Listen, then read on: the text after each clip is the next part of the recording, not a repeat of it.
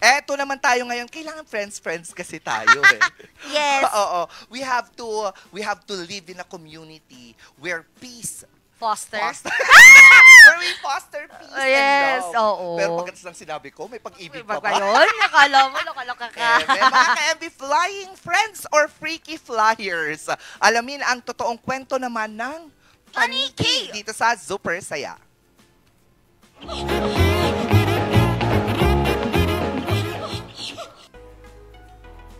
Kapag sumapit ng dilim, may mga nilalang na bumabangon. Tahimik, mabilis, at misteryoso. Ang paniki ay madalas na kinakatakutan dahil sa mga alamat ng aswang at malas. Dahil umano, bihira silang makita sa liwanag. Pero teka, hindi ba kayo nagtataka kung bakit parang tila kakaiba ang senses nila? Malinaw ang mata sa dilim, mas nakakalipad ng maayos sa gabi, at higit sa lahat, mas mataas ang pandinig kumpara sa ibang mga mammals. Pero sa likod ng kakaibang katangian at anyo nito, nakatago ang kakayahang nagbago sa mundo ng medisina. Ang paniki ang isa sa pinakamaraming uri ng mammals sa mundo. Sa Pilipinas pa lang, may 79 species na gumaganap ng mahahalagang tungkulin. Kumakain ng peste at lamok kaya nakakatulong sa kalusugan at agrikultura. Sila rin ang nagkakalat ng buto at pollen para tumubo ang mga puno at prutas. Kung wala sila, tataas ang peste, bababa ang ani, at masisira ang balanse ng kalikasan. Hindi lang paningin ang gamit nila para makalipad sa dilim, kundi pati ang pandinig. Tinatawag itong echolocation.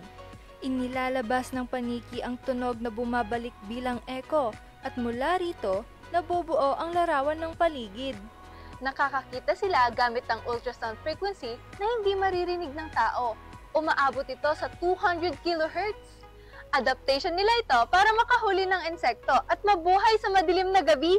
Napansin ng mga eksperto ang paraan ng proseso ng tunog ng paniki ay kahawig ng ilang problema sa pandinig ng tao.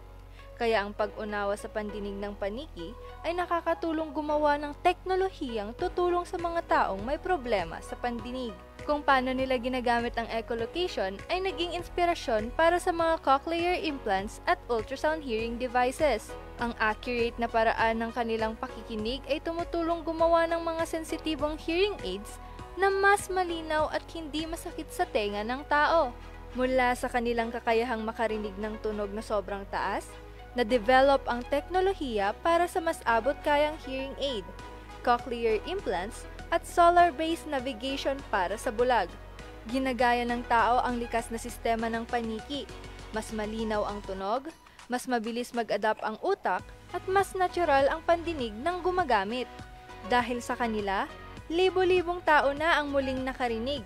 At patuloy pa rin silang pinag-aaralan dahil maaari pa silang maging susi sa mas murang teknolohiya, mas advanced na hearing therapy, at mas malalim na pangunawa sa ating pandinig. Ang mga nilalang ng dilim ay patuloy na nagdadala ng liwanag sa medisina. Sa likod ng katahimikan ng gabi at takot ng marami, naroon ang isang gabay na hindi natin inaasahan. Ang paniki, tahimik na nilalang, pero nagbibigay ng tunog at pag-asa sa kinabukasan ng pandinig. Pandinig. Paniki yan. Kasi meron, gumagamit kasi sila ng yung sound. Sound waves. Ganon. Yung sound waves nila. Ganon. Mabalik yun, pero hindi yan naririnig ng iba. I see. Pero paniki talaga ang kinakatakutan kong animals. Alam mo, sa totoo din, Oo. kasi nga, bilang bata, bilang sa pagkabata natin, napanood natin na ang mga paniki, naka-associate siya kasi sa aswang, sa mga multo, sa mga vampira. Totoo yan. Ganyan. Kaya malamang sa malamang, matatakot ka talaga sa paniki. Pero, may mga species ng paniki talaga na ang cute. Siguro taga-Tarlac tong mga to. Yung vampire, yung vampire bat, ang natatakot ako doon kasi may mga videos ako napapanood na gabi talaga sila umatak, umiinom ng blood ng mga cows. Ito ba yung nakasabit sila? Lahat naman ng paniki sumasabit, sorry, Oo, I ewan ko forgot. na lang kung anong paniki yung nakita mo na hindi sumasabit. Si Batman? Hindi, parang yun. Pati nga si Batman, Oo, sumasabit sumasabit pala siya. Yun pala yung logo niya, no? Yung pang-paniki. Oo. Get it? Okay? Ano ba yun? Pero may mga malalaki yung giant bats. Meron ba? Meron. I don't... Hindi ka mahilig sa zoology, no? Hindi ka No, mahilig sa biology mga ako hayop. eh.